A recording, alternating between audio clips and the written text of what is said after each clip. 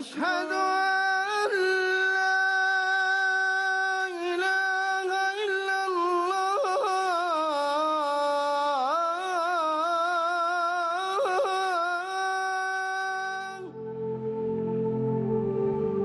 When I first saw Masjid Nabawi, I cried and I felt a sense of security and a sense of peace, and I felt as if my du'as were answered by Allah.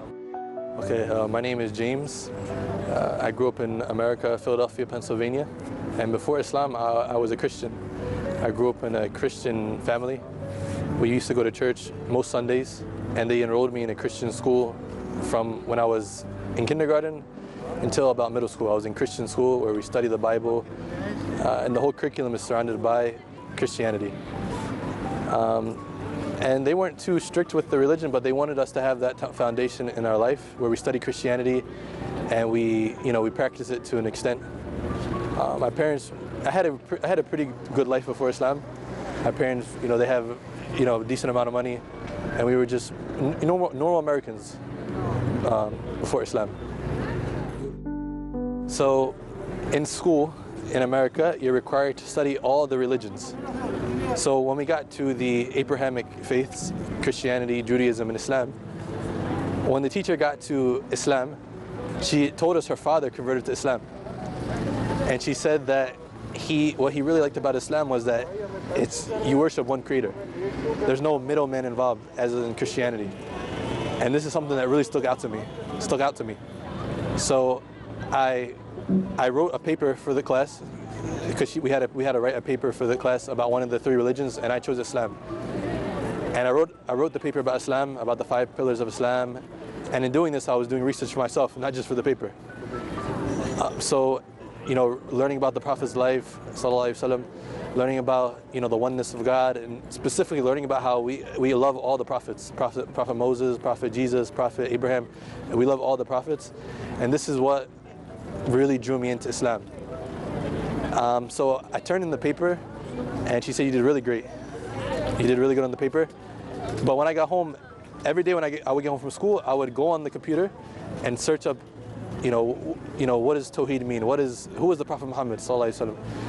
So one day, I stayed home from school that day, and I was in middle school. I stayed home, and I was just doing more research on the computer, on my computer in my house. And then I got down on my knees and I prayed and I said, "Oh God, allow me to choose which religion is the right religion. Allow me to choose what religion that you chose for mankind, and allow me to choose the religion that you want for me." And in that second, my heart just accepted Islam. My heart accepted Islam, and I started crying. And then I typed on, because I didn't have any Muslims around me at this time for any resources.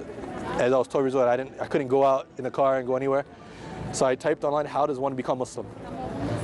And it was a video on YouTube of a guy saying to become Muslim, you have to proclaim the Shahada on your tongue. So he was like, "Repeat after me" in the video. And I was listening. He says, "Ashhadu," and I said, "Ashhadu an la ilaha illallah Muhammadur Rasulullah," and I said that Shahada right then and there on the computer. And nobody knew it except for Allah subhanahu wa ta'ala. After I said the Shahada, I was eager to learn more. And I felt very, very calm and at peace in my heart because of the fact that it's very simple, that you just have one creator and you worship that one creator. And I felt just at peace. So after I became Muslim, I had this strong desire to want to learn about Islam. So about 3 months after I became Muslim, I got a Muslim friend. There was one other Muslim in my community. He was Palestinian, and I told him I became Muslim. And he was just like, "Okay, this is cool." But we were so young, he didn't really think of it as anything special. So about a week after me knowing him, it was time for Ramadan. And his father invited me to go to the masjid for the first time with him. And I was a bit scared. I didn't want to go because I was new. I was like, maybe I'm not going to know what to do. And I told my mom, and my mom was the one who actually encouraged me to go to the masjid. She was like, "You've been Muslim for 3 months now, and you haven't even been to a masjid. So you had to go to the masjid." So I was like, "Okay, I'm going to go." I called my friend and said, "I'm going to come with you and your father." So we go to the masjid, and this is where I learned how to pray. He taught me how to, like, you have to pray 5 times a day, because I didn't really understand like all the basics at that time. But he's like, you have to pray 5 times a day. You know, we're going to pray the Isha prayer now, and then there's another prayer called Taraweeh. And when I heard Taraweeh and heard the Quran, I fell in love even more. I fell in love with the masjid, I fell in love with the Quran, I fell in love with Islam even more. And in my local masjid, the Imam, he actually was a graduate from the Islamic University in Medina. He was the first American to get a PhD from the Islamic University in Medina. And when I heard about this, I didn't want to do anything else besides to go to Medina and study Islam.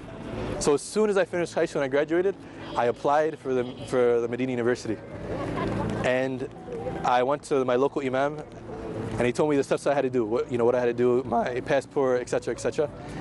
And I did this, and I didn't get accepted until 4 years.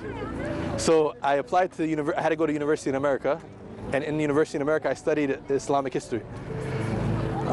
But when I finally got accepted after 4 years, I cried like a lot. Because I was like, I forgot about it. Maybe I'm not going to get accepted, maybe Allah doesn't want me to go there. And then I finally got accepted. So when I first visited Mecca, the feeling was as if when you go there, as if it's not real. But then you think about the dua that you made years ago, and you feel like Allah is answering this dua. That Allah answered this dua, and that Allah is truly a Sami', and He hears everything. And this is what you've been asking for so long, and now you're here. And then you think this is the place that the Prophet Muhammad ﷺ was. This is the place where the Sahaba were. This is the place where Islam first started. This was the place where Angel Jibreel came with the first ayah of Iqra, and it's overwhelming. The moment I stepped foot in Medina, it felt like I was in a dream. I felt like my heart was, it felt like when I had just became Muslim again. It was the same feeling of just peace and like tranquility. My mother, ever since I became Muslim when I was 12 years old, I was always trying to give da'wah to my mother. And she would always listen to it, because my mother, she's a very educated woman. She's somebody who loves to read. She has a master's degree, and she's actually getting her PhD now. And she loves to read. So she's very open to know about new things. So when I got accepted to Medina University, from when I first landed, I would show her how beautiful the city is, and how modern the city is, and how clean everything is. And she was shocked at this. She couldn't believe it. She said, "This is amazing." And I would show her how the adhan's out loud and how peaceful it is, and she was amazed at this.